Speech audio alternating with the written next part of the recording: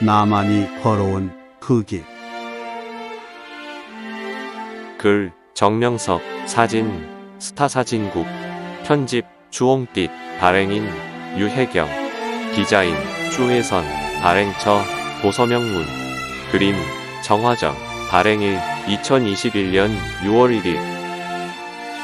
성자와 함께 뜻이 있어 걸어온 길.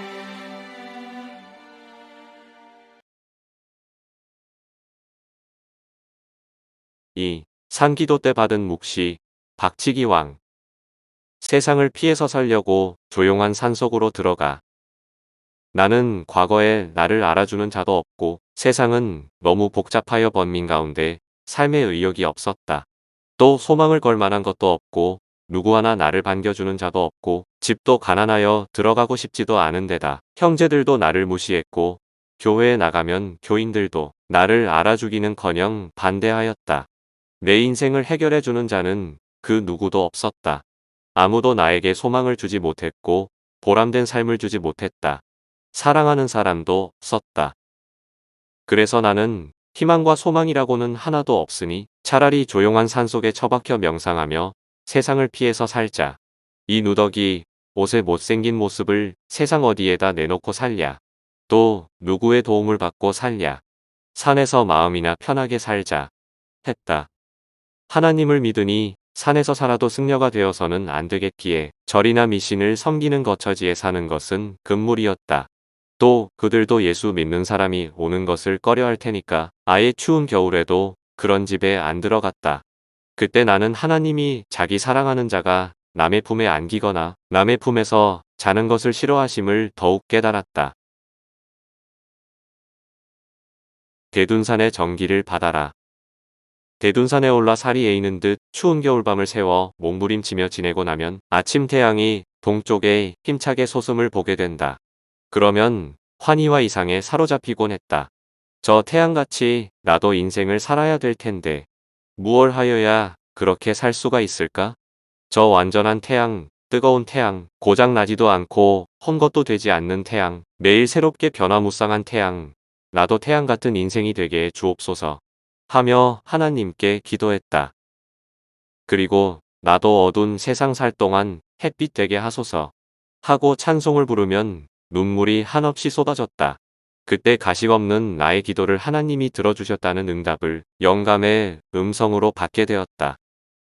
아침 햇빛을 받은 대둔산 바위 절경은 늠름하고 웅장하며 그 튼튼한 절벽에 꽃이 피고 새들까지 울면 아름다운 조화를 이루게 된다. 정말 고요하고 적막하여 신들이 사는 영산 같았다. 하나님이 조금만 사랑하는 자가 있어도 구경 삼아 오실 것 같은 장소로 느껴졌다. 대둔산에서 기도하던 중 보인 영적 세계.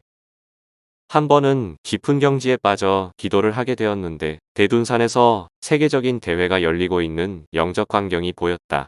이때 보인 지역은 지금의 구름다리 아래였는데 구름다리 놓기 전에 내가 한때 기도했던 곳이었다. 그 대회에 참석하기 위하여 온 세계에서 유명한 자들이 다 모여들었다. 그리고 구경을 온 청중들로 대둔산이 덮였다. 옛날 박치기 왕이었던 레슬링 선수 기밀도 보였다. 거기에는 세계에서 머리가 제일 강하다는 왕들이 다 모였다고 했다. 보니까 큰 체구의 거인 같은 사람들이 많이 와 있었다. 무슨 대회가 있느냐고 그들에게 물었더니 내가 나무지개를 짊어지고 있는 것을 보고서 이 산 밑에 사는 청년이냐? 하고 그들이 되물었다. 그렇다고 대답하였다.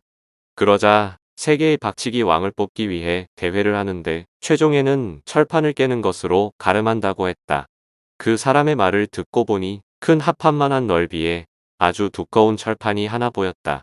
그 철판이 대회 무대 한가운데에 잘 놓여 있었다. 주위에는 신사, 숙녀, 그리고 많은 이름 있는 사람들이 모여 있었고 그 중에는 동네에 아는 노인들도 와 있었다. 드디어 대회가 시작되었다. 각 나라에서 이 대회에 다 참가했는데 한 사람씩 이름을 부르면 큰 체구의 사람들이 차례로 나와서 이마로 철판을 꽝 들이받았다. 그러나 머리는 코끼리 머리통만 한데 소리만 났지 쉽게 깨지지가 않았다.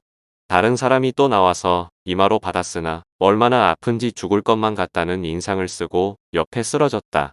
나는 저렇게 하면 머리가 깨지지 않을까? 생각했고 모든 사람들은 고함을 질렀다. 세 번째, 네 번째, 수십 개국의 사람들이 모두 나와 다 시도했으나 철판은 깨지지 않았다. 우리나라 대표 박치기 선수인 김일도 나와서 했다. 모두 고함을 치니 대둔산이 울렸다. 황소 머리 같은 머리를 뒤로 슬쩍 젖혔다가 앞으로 힘을 주어 꽝 받았으나 소리만 났지 역시 못 깨뜨렸다. 코피가 나고 입에서 피가 흘렀다. 구경꾼들은 모두 안타까워하며 헛된 구경을 나왔다고 말들이 많았다. 기대에 어긋났다고 하면서 괜히 먼 길을 왔다고 투덜대고 있었다. 모든 관중이 실망했다. 그때 나도 해보고 싶다는 생각이 들었다. 비록 내가 초라한 옷차림에 나무지게를 쥐고 있었지만 대회 주최 측 대표자들에게 가서 제가 한번 깨볼까요? 제가 깨도 됩니까? 하였더니 죽으려면 무슨 짓을 못해. 나이도 어리고 체구도 작은 사람이 하면서 곁눈질로 쳐다보았다. 아니, 이 많은 청중들을 실망시킬 수가 있습니까? 못 깨뜨려도 제가 청중을 위해서 한번 해보겠습니다. 하고 다시 말하였다. 옆에서 죽어도 좋냐? 했다. 죽을 만큼 안 받으면 되지 않겠느냐고 하였더니 옆에 있던 노인들이 저 사람은 저 산 너머 달벌골 정복동이 아들이구먼. 이 사람들아, 한다는 사람들이 못했으니 저 사람이 한번 하게 놔두어 봐. 하고 주최 측에 말해주었다. 그리하여 나도 그 철판을 이마로 받아볼 기회를 얻었다. 가까이에서 보니 철판은 3cm 정도로 두꺼웠다. 엄청난 강철판이었다. 모든 사람들이 지켜보고 있었다. 만일 그것을 깬다면 세계의 왕이 된다고 하여 영웅심에 불타서 죽든지 살든지 한번 박아보자. 하고 머리를 뒤로 1m나 물렀다가 앞으로 쏜살같이 내리받아 버렸다. 그때 내 귀에 꽝이 아니라 찡 하는 강한 쇳소리가 들렸다. 뒤이어 깨졌다. 하며 산이 떠나가는 청중의 고함 소리도 들렸다. 그런데 철판을 깨놓고 죽었어. 살기만 하면 저 사람이 영웅이다. 세계의 박치기 왕이다. 하는 소리가 들렸다. 잠시 후 일어나 보니 내 코에서 피가 나오고 입에서도 피가 흘렀다. 모두 살았다고 야단이었다. 곳곳에서 청중의 고함이 터져 나왔다. 이름도 없는 저나무꾼이 세계적인 사람인 줄 누가 알았겠어? 진정 기대했던 사람은 기대에 어긋나고 생각지도 않은 자가 깼어. 그러면 저 사람이 세계의 왕인 셈이네. 하며 모두 이구동성으로 말했다. 멀리서 혹은 가까운 데서 청중들은 모두 도대체 저 사람은 어떠한 사람이냐? 하고 궁금하게 생각하며 나를 쳐다보았다. 그때 나의 모습은 시골 청년, 그 아무도 알아주지 않는 나무꾼의 차림이었다. 이런 모습이 영화의 화면처럼 보인 후 깊은 경지에서 나오게 되었다. 이것이 무슨 하늘의 묵시인가? 궁금하게 생각해오다가 혹시 대둔산에 기도원을 만들라는 하나님의 계시인가? 하고서 그 후 그 일을 추진해 보았으나 허사로 돌아갔다. 오늘에 와서야 생각해보니 성경 에스겔서 3장 8절부터 9절까지의 말씀이 떠올랐다. 하나님이 나의 이마를 절대적인 진리로 강하게 해준다는 말씀임을 깨닫게 되었고 결국 세계적인 말씀에 강한 머리가 되고야 말았다. 기대를 걸었던 자들은 기대에 어긋나고 전혀 기대를 걸지 않았던 보잘것없는 내가 하늘에 이 큰일을 하게 되니 옛 수도 생활 시절에 받은 하늘의 계시가 분명함을 더욱 깨닫게 된다. 그때 그것은 부인할 수 없는 하나님의 묵시였다. 에스겔서 3장 8절에서 9절.